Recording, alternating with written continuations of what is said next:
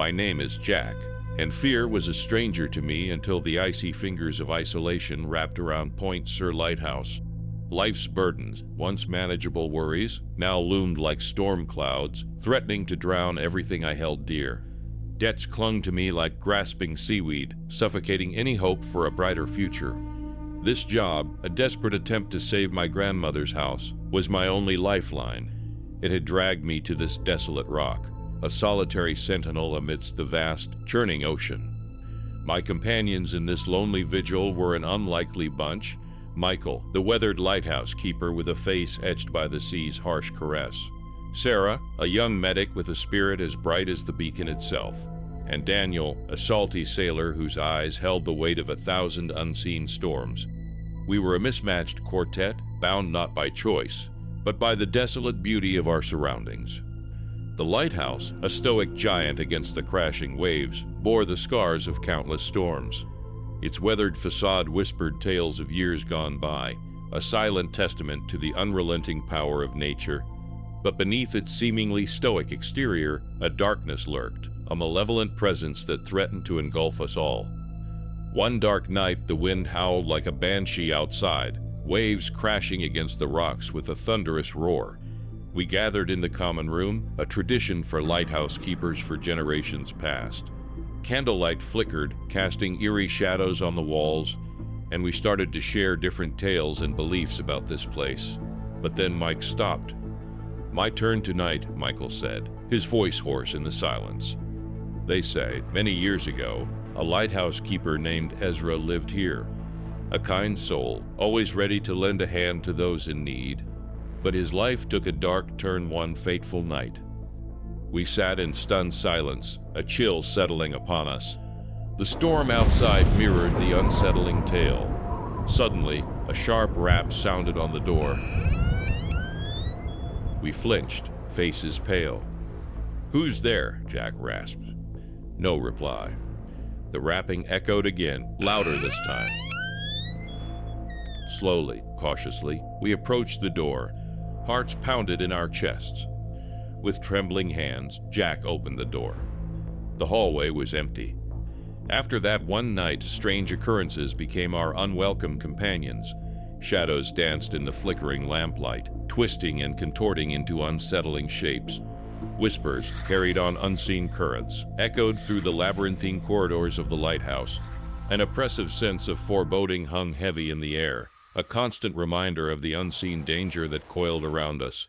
Daniel, ever the superstitious one, fueled our unease with tales of a curse that haunted this forsaken outpost. His words, like barnacles clinging to a ship's hull, scraped away at our sanity, planting seeds of doubt that slowly bloomed into fear. Then, like a ship swallowed by a sudden fog, Sarah vanished. One minute she was tending to the temperamental generator. The next, she was gone, leaving a gaping hole in our already fragile sense of security. The silence that followed her disappearance screamed louder than any storm. Panic gnawed at us, a constant, hungry beast. Then a few days later came Michael. We found him sprawled on the cold earth outside, his body contorted at an unnatural angle. The vibrant life that once flickered in his eyes had been replaced by a horrifying emptiness. The nightmares began then, vivid and relentless, bleeding into my waking moments, leaving me gasping for sanity. One morning, I stumbled upon a message scrawled in blood on the cold stone floor. It was a stark, chilling confirmation of the danger we faced. A primal fear, cold and sharp, took root in my gut. We were not alone. Something sinister, ancient and hungry, lurked within these walls. It was a predator, and we were its prey. The wind, my constant companion, howled like a mournful dirge, carrying on its breath the chilling whispers of the dead. Each step up the winding staircase was a labored climb, a heavy reminder of the darkness that threatened to consume us. It felt as if the very air itself was thick with malevolent energy. Reaching the top, I found the beacon's light flickering erratically, casting distorted shadows that danced on the walls like malevolent spirits. Stepping out onto the balcony, the wind tore at my clothes, the salty spray stinging my eyes. The vast expanse of the ocean stretched before me, an endless mirror reflecting the turmoil within my soul. As I turned to descend, a voice echoed in the darkness, a cold whisper of a forgotten promise. "The lighthouse never stops shining," it hissed, a chilling reminder of the horrors trapped within. As I disappeared into the night, the weight of the unseen pressed down on me, a constant, suffocating presence. Back in the house, the familiar surroundings offered no solace. It was a hollow shell, a ghost of the life we once knew. My grandmother, the reason for my sacrifice, was gone, vanished without a trace. Her absence was a gaping wound in my heart, a constant ache. Despair threatened to drown me, its icy tendrils wrapping around me tighter with each passing moment. The days blurred into a monotonous cycle of fear and uncertainty. The lighthouse loomed over me, a silent sentinel, its unwavering light a stark contrast to the turmoil within. I was a prisoner, trapped in a nightmare from which escape seemed impossible. But somewhere, deep within the pit of despair, a spark of defiance flickered. It was a faint ember, but it refused to be extinguished. A stubborn determination, fueled by a desperate hope, ignited within me. Somewhere within the heart of this forsaken place lay the truth, and I would stop at nothing to uncover it. The darkness may have threatened to consume me, but I refused to let it win. My resolve strengthened. I climbed the stairs once more. The stairs groaned beneath my weight, each step a labored descent into the abyss. Darkness enveloped me, seeping into my skin and filling my lungs with a suffocating dread.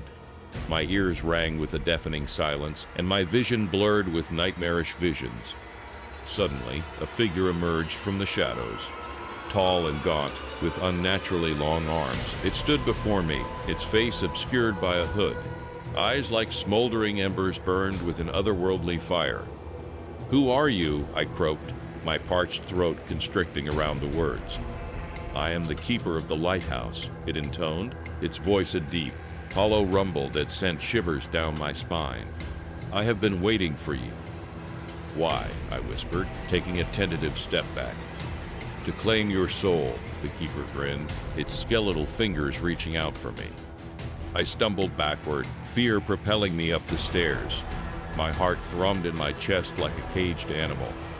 "No!" I screamed, desperately searching for an escape. But the darkness swallowed me whole. I awoke in a dark, dank chamber. The walls were cold and wet, the floor covered in dust, the air was thick with the stench of mold and decay.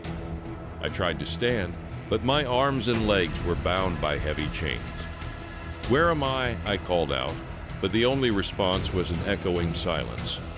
Suddenly, a flickering light caught my eye. I turned my head and saw a candle burning on an old wooden table. Next to it lay a book, its pages worn and tattered. I opened the book and began to read.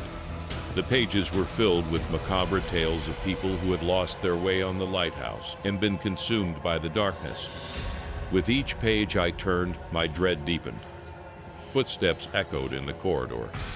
"Who's there?" I called out, my voice trembling. The keeper of the lighthouse emerged from the shadows. "I have come for you," it said, its sinister smile reflected in the candlelight. The keeper of the lighthouse extended its skeletal fingers towards me.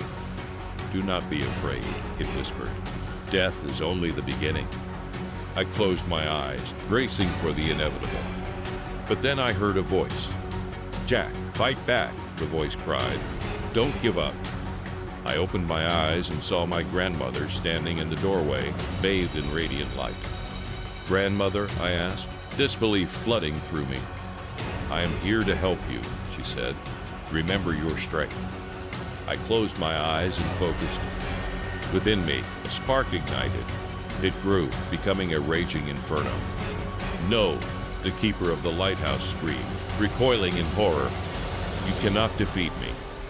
I channeled the fire within me, directing it at the creature. It hissed like a serpent on hot coals, dissolving into wisps of smoke. I was free. I woke on the seashore, the sun shining brightly overhead. Birds sang in the trees, and the waves lapped gently at the shore. In the distance, I saw the lighthouse. I stood up and walked towards it. Climbing to the top, I found the lamp extinguished. I approached the lamp and lit it. The beacon's light pierced the darkness, illuminating the sea. I knew then that I was safe. The keeper of the lighthouse was vanquished, and the darkness had retreated. I had returned to the light,